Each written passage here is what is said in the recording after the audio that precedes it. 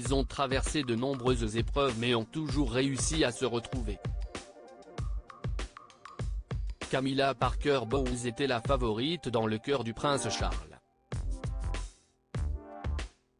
Seulement, elle ne semblait pas convenir pour la famille royale britannique.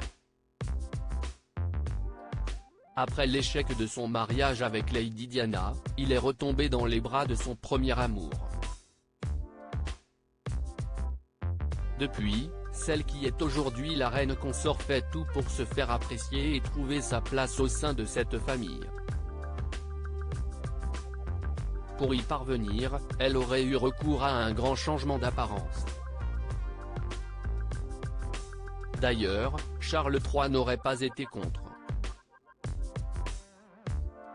Il n'a même aucun scrupule à suivre les recommandations de ses experts en communication et à pousser sa maîtresse à améliorer son look pour correspondre aux standards exigés d'un membre de la famille royale, a ainsi écrit Bertrand Meyer-Stably, dans son livre Majesté, aux éditions Pygmalion.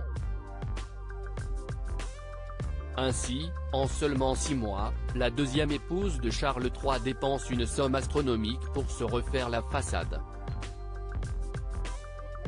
Près de 10 000 livres sterling, environ 11 600 €, note de la rédaction, sont nécessaires pour réaligner et blanchir les dents. Mais la belle-mère des princes William et Harry ne s'est pas contentée de refaire ses dents, elle a également voulu gommer les marques de son âge sur son visage en ayant recours aux injections de botox dans les rides de son front. S'ensuivent une série de pélins et de traitements laser pour gommer ses pattes doigts et les lignes autour de sa bouche.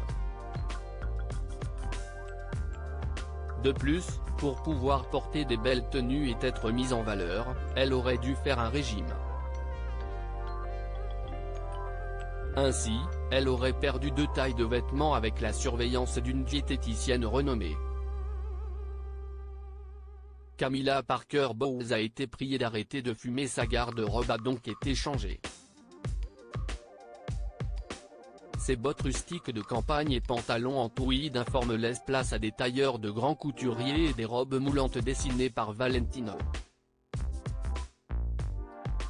Enfin, celle qui est également mère de famille, puisqu'elle a 2 enfants, Laura et Tom Parker Bowles, a été priée d'arrêter de fumer alors qu'elle était dépendante à la cigarette depuis 40 ans.